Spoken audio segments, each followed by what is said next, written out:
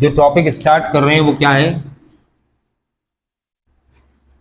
Genre. इसे उर्दू में कहते हैं सिंफ। पढ़ते क्या है? जॉनर। हाँ जी, इसे ऐसे पढ़ते हैं जैसे लिखा हो यॉन र, और इसकी प्लूरल होती है यॉनरस या यॉनरेस। ठीक है, इसको जेनर वेनर नहीं पढ़ना, यॉनर लिखा है। अब पोइट्री की जो जॉनरा है वो कौन कौन से? सबसे पहली चीज लिरिक। ठीक है, अच्छा, लिरिक्स का नाम आते ही हमारे जहन में आता है शायद किसी गाने की लाइंस है, ऐसा नहीं है, और ऐसा है भी। बताऊं मैं आपको, लिटरेचर में लिरिक हम किसे कहते हैं कि जब कोई आप शेर पढ़ते हैं तो उस शेर में एक रिदम, एक मौसीकियत महसूस होती है। अल्फाज बड़े सुर में एक दूसरे के साथ जुड़े होते हैं, बेसुरे नहीं होते, है ना। इस रिदम को लिरिक कहते हैं। अब देखो, आपकी बुक में लिरिक में क्या लिखा है? A lyric poem is a short but highly musical verse. क्या कहेंगे? Short but highly musical verse. Verse मैं बता चुका हूं, वर्स और कपलेट का फर्क है ना। म्यूजिकल वर्स, ठीक है, दैट कन्वेज पावरफुल फीलिंग्स। वो तो खैर हर पोम पावरफुल फीलिंग्स को ही कन्वे करती है, पोइट्री कहते ही कन्वेंस ऑफ फीलिंग है। ठीक है, विच कन्वेज पावरफुल फीलिंग। ठीक है, अच्छा जी। इट हैज राइम, मीटर और अदर लिटरेरी डिवाइसेस। खास बात यह है, अब जो बात आ रही है वो खास। It has rhyme, meter and other literary devices. अब ये लिटरेरी डिवाइसेस क्या चीज है? लिटरेरी डिवाइसेस जब कहते हैं बेटा, तो इसमें क्या क्या आता है? कॉमन लिटरेरी डिवाइसेस बता रहा हूं जो आमतौर पर इसका वास्ता आपसे पड़ेगा। वो है सिमिली, मेटाफर। ठीक है, अब ये दो तो बहुत ही कॉमन है, इन्हें लिटरेरी डिवाइसेस भी कहते हैं। और इनके लिए एक और वर्ड इस्तेमाल होता है, वो है फिगर्स ऑफ स्पीच। ये दो नहीं होती, 30-35 होती हैं, लेकिन आपके फर्स्ट ईयर लेवल पर 4-5 ही सिखाई जाएंगी आपको। सिमिली है, मेटाफर है, ऑक्सीमोरॉन है, एलिट्रेशन है, ये बताया जाएगा। ठीक है, अब मैं एक एक करके पहले ये बता दूं। तो देखो, अब इसके बाद जो जॉनर्स लिखी हैं आपकी बुक में, उनमें लिरिक का वर्ड देखेंगे आप। देखो, सोनेट। सोनेट क्या है? सोनेट भी लिरिकल होती है। देखो, उसमें सेकंड लाइन में लिरिकल लिखा है सोनेट की डेफिनेशन में, है ना। अच्छा, एलिजी, एलिजी में भी लिरिकल का वर्ड आ गया। अच्छा, ओड, ओड में भी लिरिकल का वर्ड आ रहा है। ये क्या चक्कर है? बात यह है, सोनेट उसमें भी राइम होगी, मीटर होगा, है ना, तो लिरिकल हो जाएगी। ठीक, ओड, ओड में भी राइम भी होगा, मीटर भी होगा, इसका मतलब वो भी लिरिकल हो गई। ठीक, और क्या है वो, एलिजी, एलिजी में भी राइम होगा, मीटर होगा, वो भी लिरिकल हो जाएगी। जिस पीस ऑफ पोइट्री में राइमिंग और मीटर हो, राइमिंग यानी सिमिलर साउंडिंग वर्ड्स एंड में आ रहे हो ना, और मीटर यानी नंबर ऑफ सिलेबल्स काउंटेड हो, नंबर ऑफ फुट काउंटेड हो, है ना। ये दोनों चीजें जहां मौजूद होंगी वो लिरिकल पोम होगी, चाहे वो सोनेट हो, चाहे वो एलिजी हो, चाहे वो बैलेड हो, चाहे वो ओड हो। तो लिरिकल का मतलब आप समझिए कि हर वो पोम जहां राइम और मीटर होगा वो लिरिकल होगा। ठीक है, तो लिरिक खुद कोई पोम नहीं है, ये क्वालिटी ऑफ अ पोम है जो किसी भी जॉनर में पाई जा सकती है। क्लियर, बात समझ में आ गई। अच्छा, अब ये सिमिली और मेटाफर क्या है ये समझना बहुत जरूरी है। सिमिली, सिमिली पढ़ते हैं इसको, सिमाइल नहीं पढ़ना, लिखा सिमिली है। सिमिली के मीनिंग क्या है, इसे उर्दू में कहते हैं हम तशबीह, और दूसरी चीज है मेटाफर। मेटाफर किसे कहते हैं, इसे उर्दू में हम कहते हैं इस्तिआरा। उर्दू शायरी आपने मैट्रिक में पढ़ी होगी, मैट्रिक में तो पढ़ी होगी ना उर्दू, नाइन्थ में, नाइन्थ में। वो मैट्रिक का मतलब नाइन्थ एंड टेंथ, मैट्रिक का मतलब सिर्फ 10 क्लास नहीं होता, ठीक है ना। 9 10 में आपने उर्दू पढ़ी होगी। उर्दू में शायरी में हिस्सा मंजूमात में आपने देखा होगा तशबीहात और इस्तिआरों का इस्तेमाल, और पढ़ाया भी गया होगा तशबीह किसे कहते हैं, इस्तिआरा। अब मैं इसको वजाहत कर दूं, उर्दू में जो है वही इंग्लिश में। बेटे तशबीह का जो लफ्ज है ये बना है शुबे से, शुबा, किसी चीज पर शुबा हो, आप शुबा में मुब्तला हो जाएं, है ना। क्या मतलब, धोखे में मुब्तला हो जाएं। कैसे, अगर दो अफराद एक जैसी शक्ल के मालिक हैं तो आपको शुबा होगा। अगर दो हमशक्ल अफराद हैं तो आप शुबे में मुब्तला हो जाएंगे, है ना, कि भाई ये तो दोनों एक दूसरे से मिलते जुलते, इतना मिलते जुलते हैं कि अक्सर शुबा हो जाता है, शुबा होता है, क्योंकि दोनों में क्या है, शबाहत है। शुबे से बना शबाहत, दोनों में शबाहत पाई जाती है। शबाहत का मतलब दोनों एक दूसरे की शबी है, शबी कहते हैं अक्स को, दोनों एक दूसरे का अक्स है ना। शबी से बना तशबीह।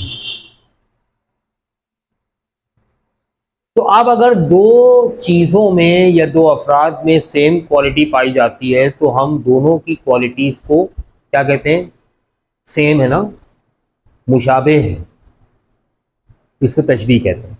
मैं आसान कर दूं, जैसे मैं कहूं शेर की तरह बहादुर, है ना। जैसे मैं ये कहूं कि टीपू सुल्तान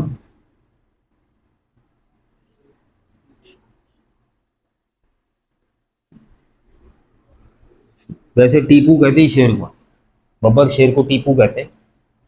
टीपू सुल्तान शेर की तरह या शेर की मानिंद, एक ही बात है, बहादुर था। अब यहां शेर की तरह बहादुर या शेर की मानिंद बहादुर क्या है, ये तशबीह है,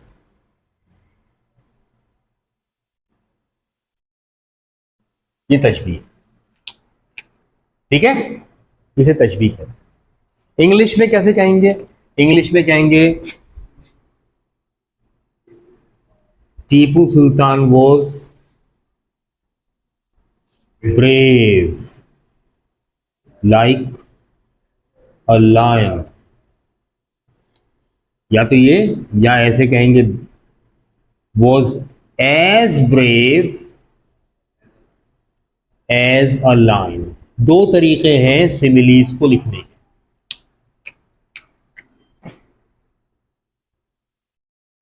सिमिली को लिखने के दो तरीके हैं, लाइक का इस्तेमाल करें या एज का इस्तेमाल करें, ठीक है भाई। आसान बात हो गई, ठीक है ना। ये खबर जंगल की आग की तरह फैल गई। दिस न्यूज स्प्रेड, स्प्रेड की सेकेंड फॉर्म भी स्प्रेड होती है।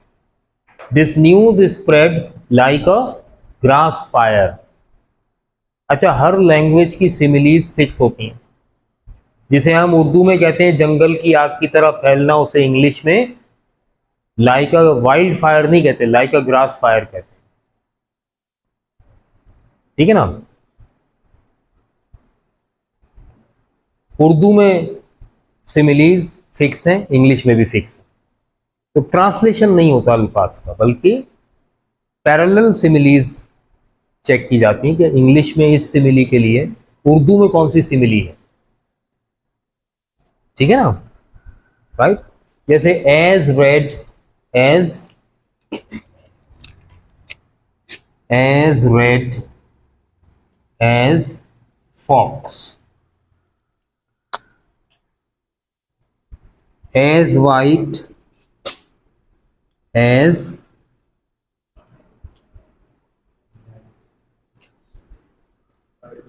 मिल्क, या एज वाइट एज मून, ठीक है, राइट। तो ये सिमिलीज है, कोई परेशानी, ठीक है। सिर्फ क्वालिटीज को मैच कर रहा है। टीपू सुल्तान शेर की तरह बहादुर था, ये तशबीह है। बहादुरी को मैच कर रहे हैं, शेर की बहादुरी और टीपू की बहादुरी को मैच कर रहे हैं। कौन था टीपू सुल्तान, ये तो याद है ना, कौन था? बादशाह था, कहाँ का? इंडिया में एक छोटी सी रियासत थी, उसका रियासत का नाम क्या था?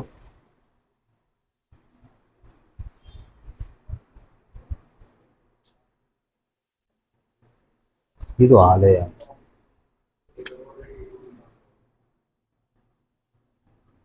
ये वो टीपू सुल्तान है जिसे आज तक अंग्रेज नहीं भूला,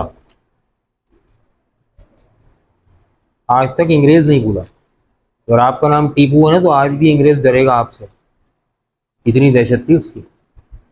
वो जो एक वो है ना, वो शोले फिल्म के अंदर एक डायलॉग है कि सो जा बेटा सो जा, है ना, 6-6 मील तक माँ अपने बच्चों से कहती है कि सो जा बेटा वरना गब्बर आ जाएगा। बेटा ये तो फिल्म का डायलॉग है, एक्चुअली ये मुहावरा बना था उस वक्त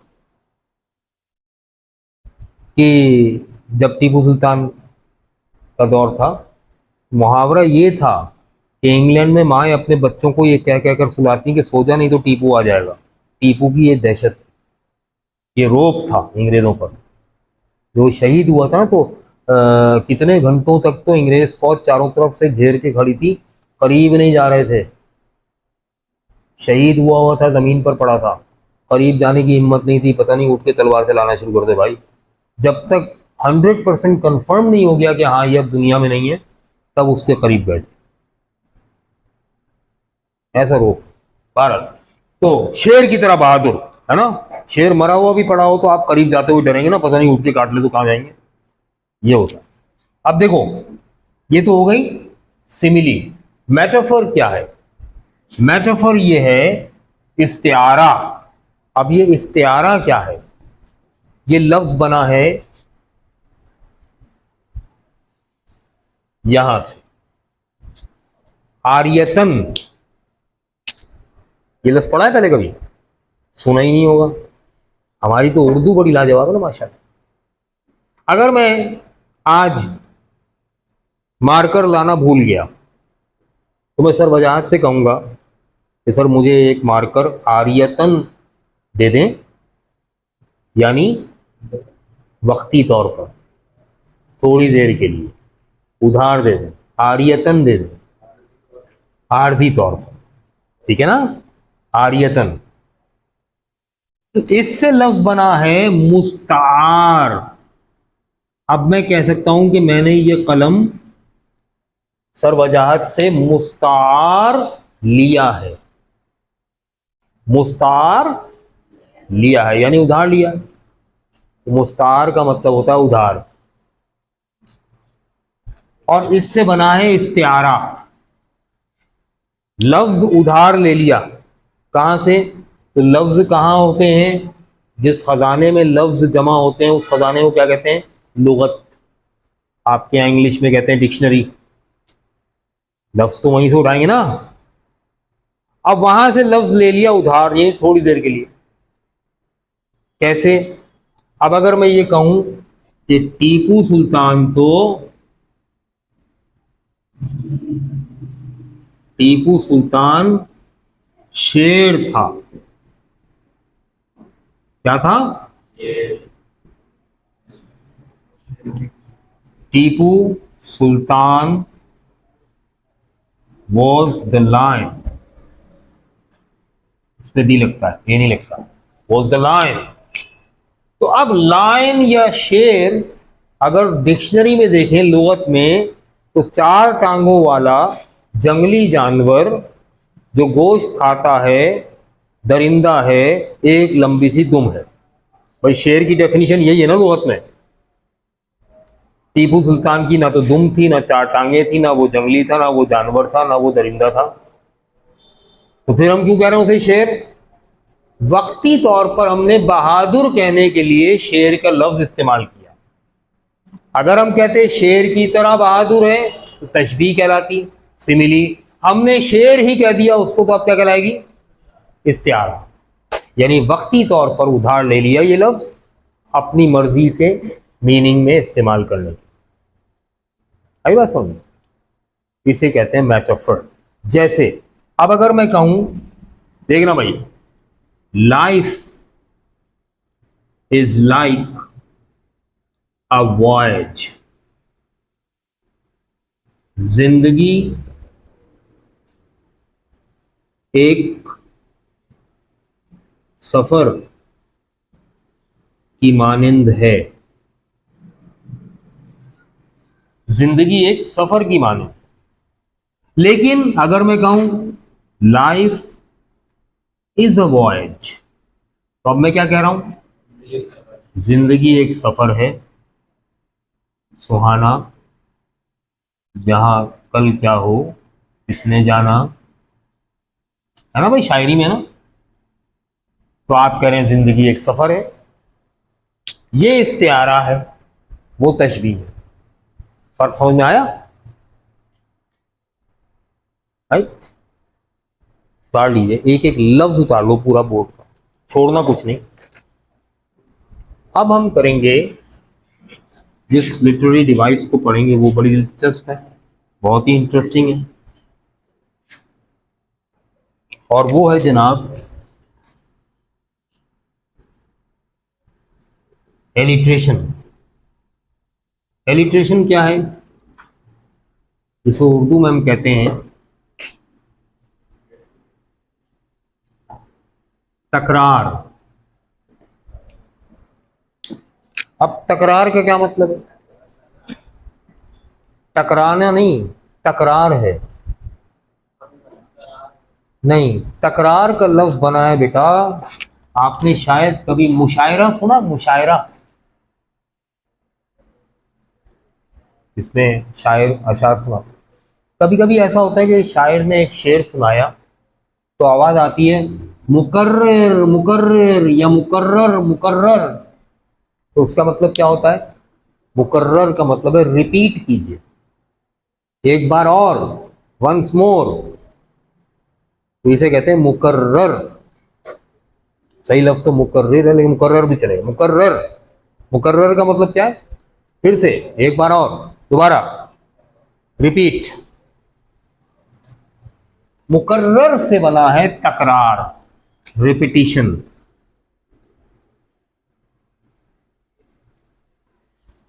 ठीक है ना? तो बाज़ औक़ात पोइट्री में रिपीटिशन होती है ऑफ साउंड्स, साउंड्स की रिपीटिशन, बाज आवाजों की तकरार होती, बार बार आती साउंड्स, खास तौर से consonants.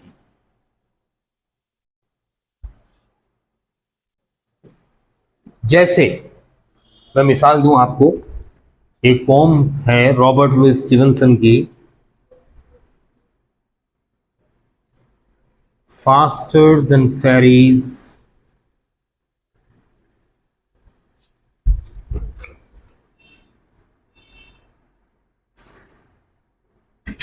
faster than witches.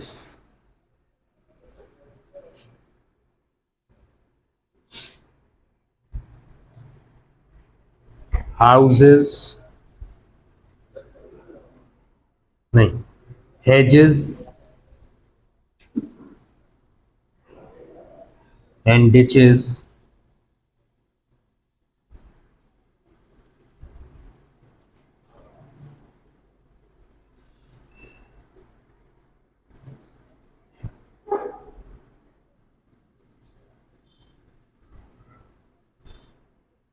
houses and bridges.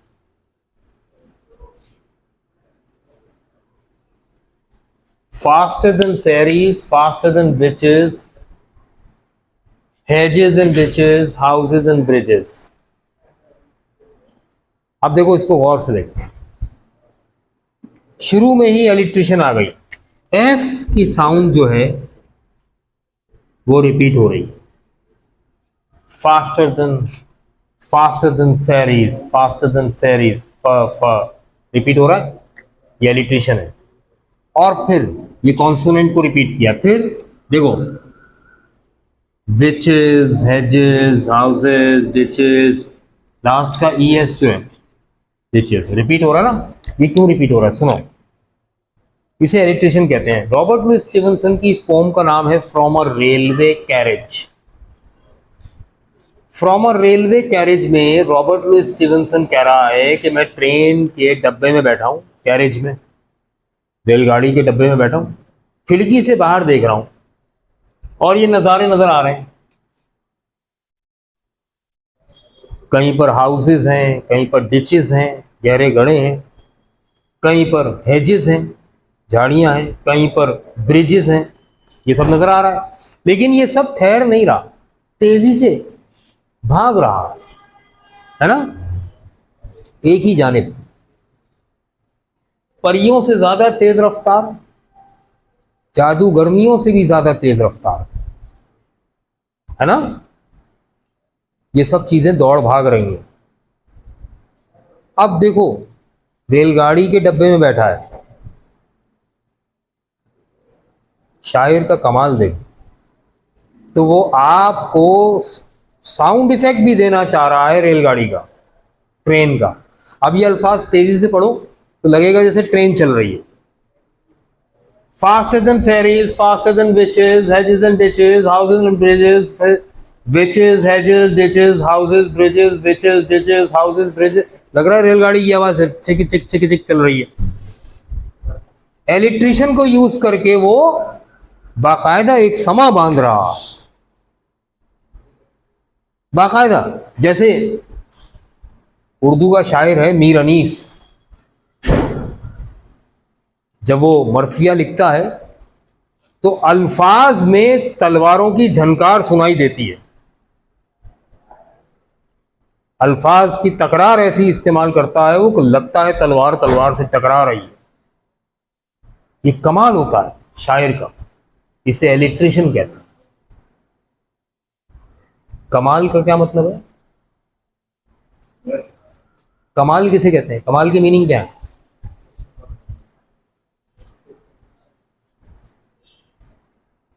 बुलंदी, उरूज, ये कमाल होता है शायर का, शायर की बुलंदी होती है ये, हर शायर इस बुलंदी को नहीं पहुंच सकता।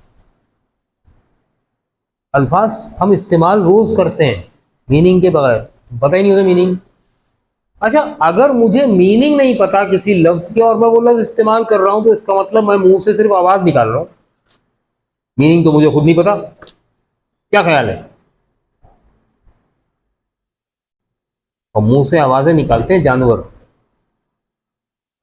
इंसान मुंह से अल्फाज निकालता है। लफ्ज उसी को कहते हैं जिसके मीनिंग आपको पता हो। अगर आपको मीनिंग ही नहीं पता तो फिर आप लफ्ज थोड़ी अदा कर रहे हैं, आप तो मुंह से आवाजें निकाल रहे हैं बस। उन आवाजों का मतलब आपको भी नहीं पता क्या है। लैंग्वेज सीखो यार, चाहे उर्दू हो या उर्दू इंग्लिश हो, दोनों सीखो। ठीक है, ये एलिट्रेशन कहलाता है, कॉन्सोनेंट को रिपीट किया जाता है। ठीक, चले नेक्स्ट क्लास में इंशाल्लाह स्टार्ट